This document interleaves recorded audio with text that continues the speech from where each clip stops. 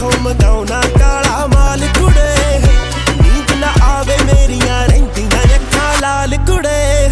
ਕਿਵੇਂ ਸਮਝਾਈਏ ਯਾਰੋ ਮੈਂ ਨਹੀਂ ਖਾਦੀ ਫੀਮ ਕੋਈ, ਉਹ ਗਿਣਤੀ ਭੁੱਲ ਜਾਂ ਤੇਰੇ